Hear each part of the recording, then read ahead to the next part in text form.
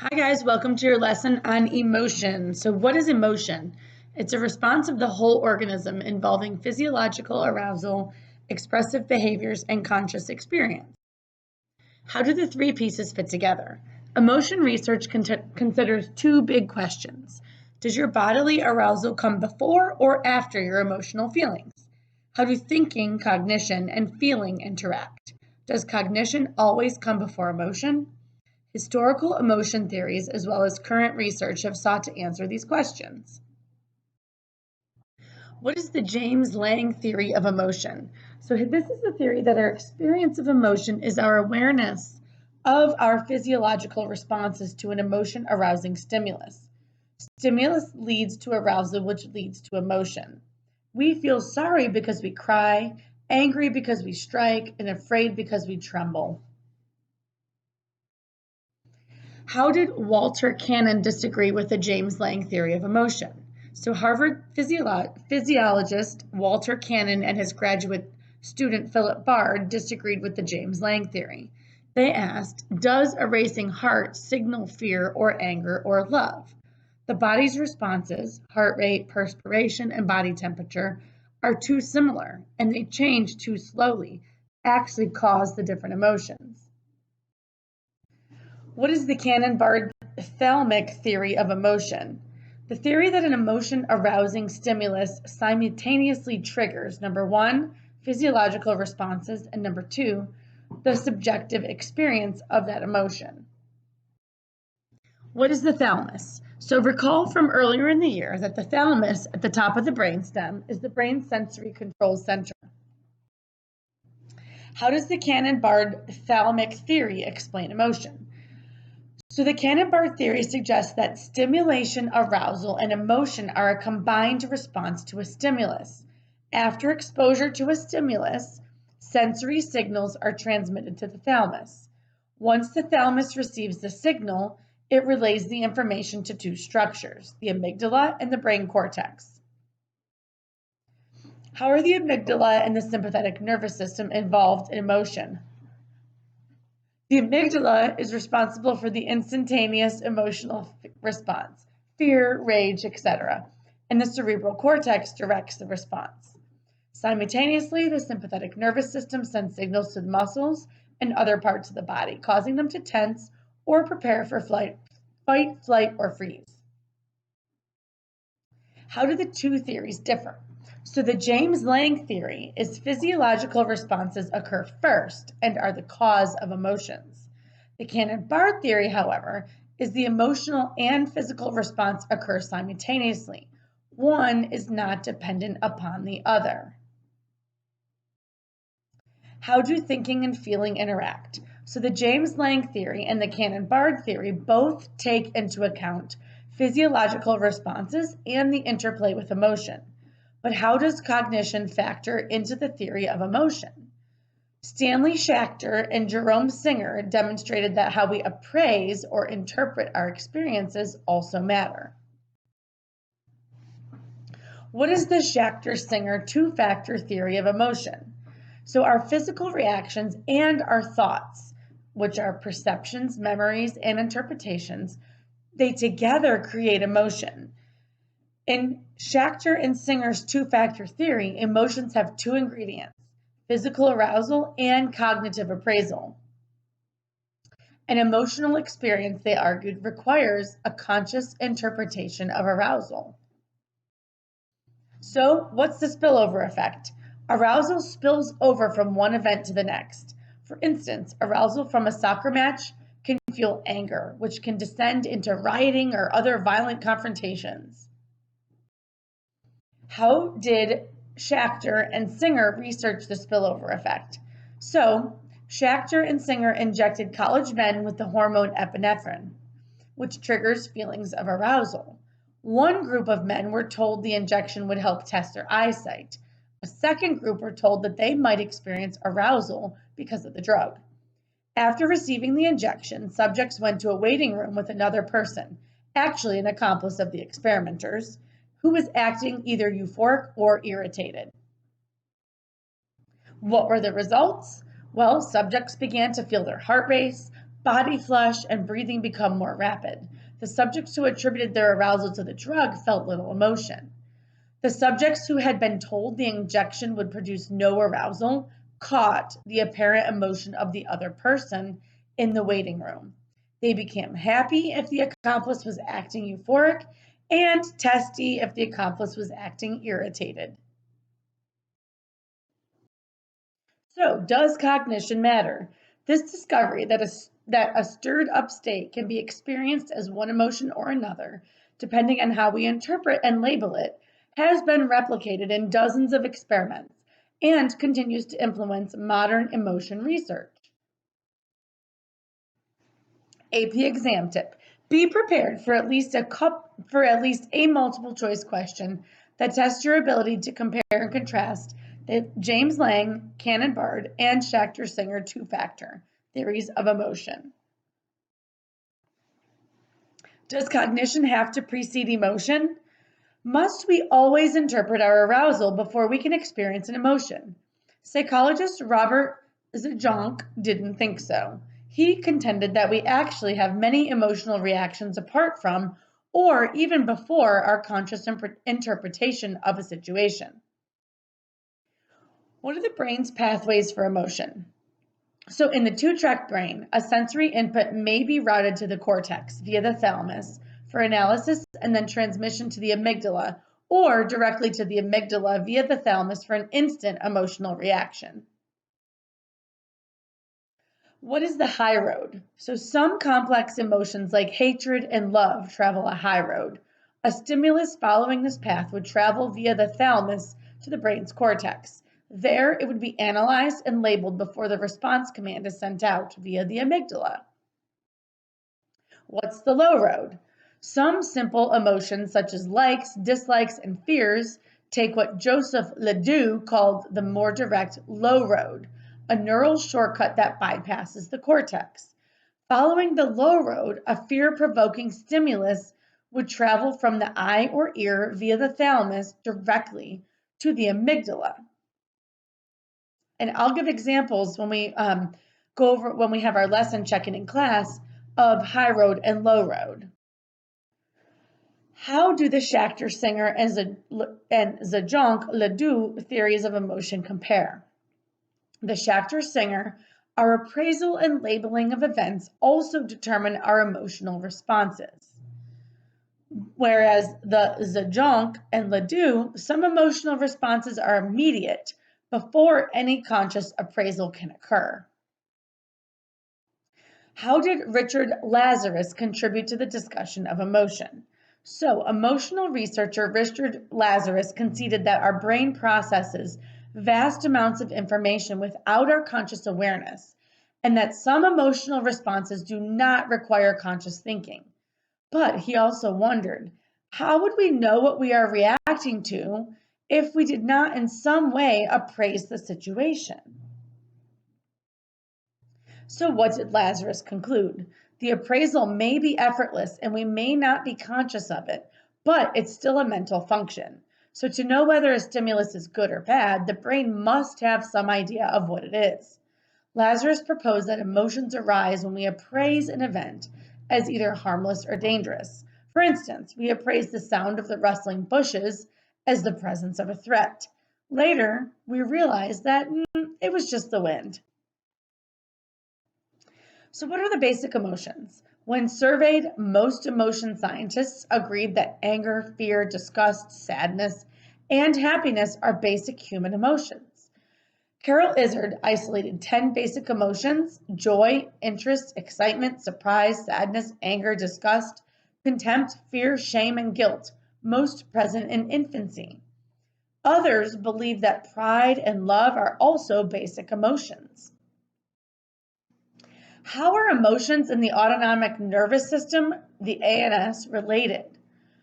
So remember from earlier in the year that the ANS, the autonomic nervous system, controls the arousing and calming of the physiology of the body in times of crisis or stress by activating the sympathetic division and the parasympathetic division of the nervous system.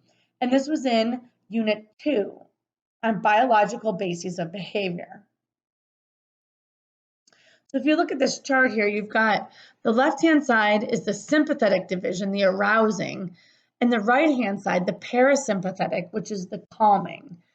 And we have different categories down the center. We've got eyes, salivation, skin, respiration, heart, digestion, adrenal glands, and immune system functioning. So when your sympathetic nervous system is taking charge, you've got the left-hand column, that's what's happening. So pupils are dilating, salivation decreases, skin perspires, respiration increases, heart accelerates, digestion inhibits, and adrenal glands secrete stress hormones, and the immune system has a reduced functioning when you are in your fight or flight. Whereas when you're in your rest and digest, the resting is your parasympathetic nervous system, the calming.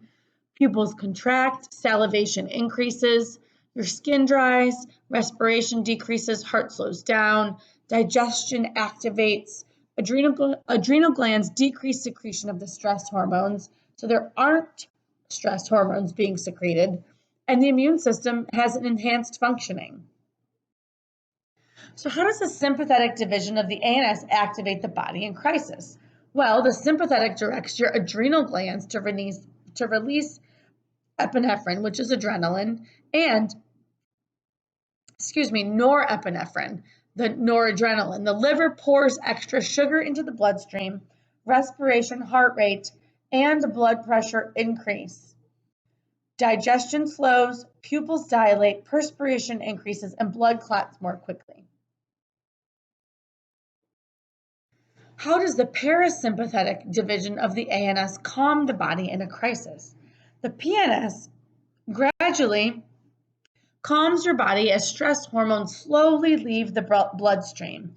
Respiration, heart rate, and blood pressure decrease, pupils constrict, salivation and digestion activate.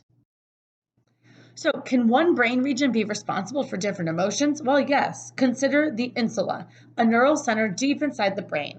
The insula is activated when we experience various negative social emotions, such as disgust, lust, and pride. In brain scans, it becomes active when people bite into some disgusting food, smell disgusting food. Think about biting into a disgusting cockroach. Ugh. Oh my gosh, that's disgusting. Or feel moral disgust over a sleazy business exploiting a saintly widow. Do different emotions trigger different brain circuits? Well, yeah, watching fearful faces showed more amygdala activity than did other observers who watched angry faces. Depression-prone people and those with generally negative perspectives have shown more right frontal lobe activity. And people with positive personalities have shown more activity in the left frontal lobe than in the right. And you guys, this is one more reason yet why we promote and practice mindfulness to promote healthy adolescent brain development. So, how effective are polygraphs in using body states to detect lies? Those of you in forensics, I'm sure, have studied some of this, and let's go into it from a neuroscience or psychological point of view. So, polygraphs measure emotion-linked autonomic arousal, as reflected in changed breathing, heart rate, and perspiration. Can these results be used to detect lies? So in the last 20 years, have you ever taken something that didn't belong to you? No. Did you ever steal anything from your previous employer? No. So many people tell a little white lie in response to this little control question, prompting elevated arousal readings that give the examiner a baseline for comparing responses to other questions. This person shows greater arousal in response to the critical question than she did to the control question, so the examiner may infer she is lying. Are polygraphs reliable? About 1/3 of the time, polygraph test results are just wrong.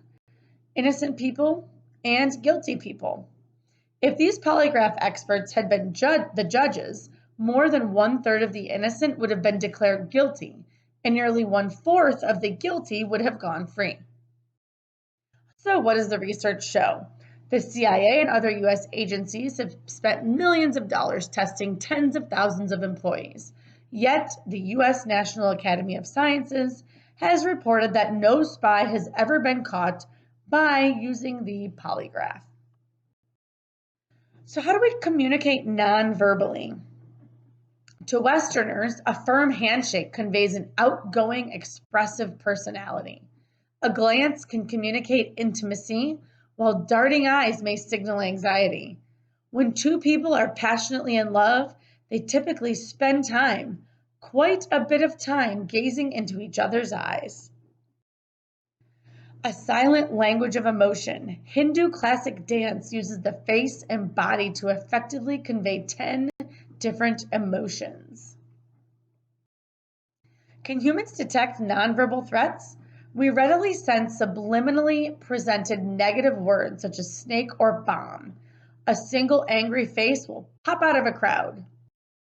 How can experience sensitize us to particular emotions? So in experiments using a series of faces that morph from anger to fear, physically abused children are much quicker than other children to spot the signals of anger. How does experience influence our perception of emotion? So shown a face that is 50% fear and 50% anger, abused children are more likely to perceive anger than fear. Abused children's perceptions become sensitively attuned to glimmers of danger that non-abused children miss. How readily can we detect deceit? Despite our brain's emotion detecting skill, we find it difficult to discern deceit. The behavioral differences between liars and truth tellers are too minute for most people to detect. Looking at 206 studies, people were just 54% accurate in discerning truth from lies, barely better than a coin toss. What is a Duchenne smile? Raised cheeks and activated muscles under the eyes suggest a natural smile called the Duchenne smile in honor of the French physician who described it.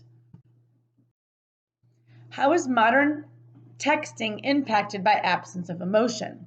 The absence of expressive emotion can make for ambiguous emotion in electronic communications. To partly remedy that, we often embed visual cues to emotion in our messages. Without the vocal nuances that signal whether our statement is serious, kidding, or sarcastic, we are in danger of what developmental psychologist Jean Piaget called egocentrism, by failing to perceive how others interpret our just kidding message. And I read really slowly because how many of you have ever been in the position where you've said something and somebody interpreted it differently than you meant it? They perceived it differently. Or you perceived something else differently than somebody else actually meant it. Because in text or in email, it's very often hard to actually know what tone and what feeling and what intention that person had. All right, moving into the next section of our lesson. Does emotion give a clue to gender? Researchers manipulated a gender-neutral face. People were more likely to see it as male when it wore an angry expression and female when it wore a smile. What research has been conducted on gender and emotion? So researchers Kring and Gordon asked male and female students to watch film clips that were sad, children with a dying parent, happy, slapstick comedy, or frightening, a man nearly falling off the ledge of a tall building. Researchers then watched the facial expressions of the men and women as they watched the clips. What were the results? So the male and the female film viewers didn't differ dramatically in self-reported emotions or physiological responses, but the women's faces showed much more emotion compared to the men. Does the meaning of gestures vary across cultures? Yes. U.S. President Richard Nixon learned this after making the North American A-OK sign before a welcoming crowd of Brazilians, not realizing it was a crude insult in that country. Facial expressions have different meanings in different cultures. To investigate, teams showed photographs of various facial expressions to people in different parts of the world and asked them to guess the emotion. Results: a smile is a smile, the world around. Ditto for sadness. Other emotional expressions are less universally recognized.